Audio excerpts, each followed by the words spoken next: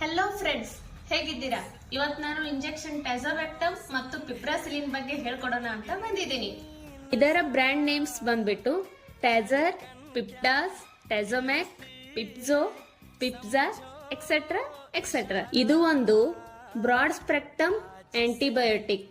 ಇದರಲ್ಲಿ semi synthetic antibiotic ಆದ ಪೆಪ್ರಾಸಿಲಿನ್, beta ಲ್ಯಾಕ್ಟಮೇಸ್ inhibitor, ಟ್ಯಾಜೋಬ್ಯಾಕ್ಟಮ್ ಗಳ ಕಾಂಬಿನೇಷನ್ ಇದೆ. ಇದು 3 ಟೈಪ್ಸ್ ಕಾಂಬಿನೇಷನ್ ನಲ್ಲಿ ಬರುತ್ತೆ. 1.125, 2.25, 4.5 ಗ್ರಾಮ್. ಇದರ ಕೆಮಿಕಲ್ ನೇಮ್ ತುಂಬಾ ದೊಡ್ಡದಿದೆ, ಅದನ್ನು ಕಮೆಂಟ್ ನಲ್ಲಿ ಕೊಟ್ಟಿರುತ್ತೇನೆ, ನೋಡಿಕೊಳ್ಳಿ. ಅಬ್ಸಾರ್ಪ್ಷನ್ ಟೈಮ್ ಬಂದ್ಬಿಟ್ಟು peak after 30 minute IV administration. ಇದು ಮೇನ್ಲಿ ಕಿಡ್ನಿಯ ಮುಖಾಂತರ ಎಲಿಮಿನೇಟ್ ಆಗುತ್ತೆ.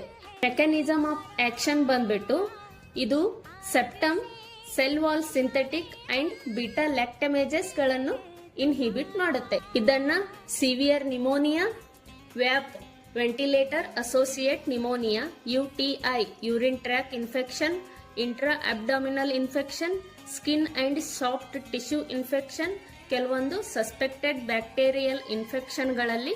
ಇದರ ಕಾಂಟ್ರಾ ಇಂಡಿಕೇಶನ್ ಬಂದ್ಬಿಟ್ಟು hypersensitivity to piperacillin and tazobactam agent. Adverse reaction mainly nausea, vomiting, diarrhoea, pseudomembranous colitis etcetera ಇದೆ. ಇದರ dosage 80 to 100 mg per kg for every 8th hourly.